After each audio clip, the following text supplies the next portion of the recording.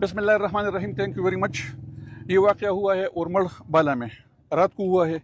दोनों फरीक़ैन एक दूसरे के रिश्तेदार भी हैं और एक गांव के भी हैं।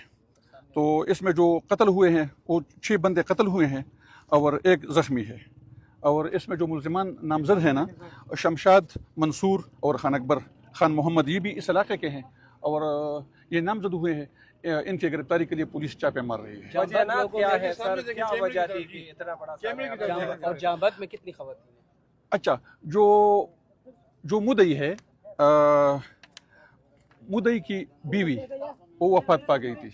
वफात पा गई 2-3 दिन पहले वफात पा गई है। तो मुल्ज़िमान को शक था कि ये मुल्ज़िमान के चूँकि रिश्तेदार है ना, मुल्ज़िमान को शक था कि ये इस मुदई ने खुद उसको कत्ल किया है।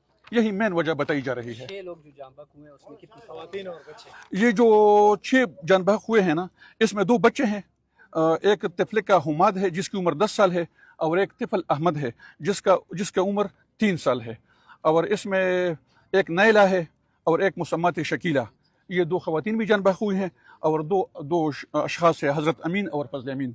गिरफ्तारी अब तक क्या तफ्तीश में क्या हुआ और गिरफ्तारी कहाँ तक? अभी फ्रेश सूरत हाल ये है ना कि पुलिस स्टेशन उरमड़, वहाँ का जो SHO साहब है, DSP साहब है, जितनी भी पुलिस है वो मुल्ज़िमान की गिरफ्तारी के लिए छापे मार रही है। सर, पहले जो खातून वफात पा गई थी तो इनको आप कह रहे हैं कि इनको शक था, तो इन्होंने पुलिस को इस हवाले से कोई दरख्वास्त वगैरह दी थी? ये आपने बहुत ज़बरदस्त सवाल किया। जब हमने दरियाफ्त किया तो इस बारे में इन लोगों ने पुलिस स्टेशन को किसी किस्म की इत्तला नहीं दी है, न रोजनामचा की, न FIR की। किसी किस्म की इत्तला पुलिस को नहीं दी गई है इस बारे।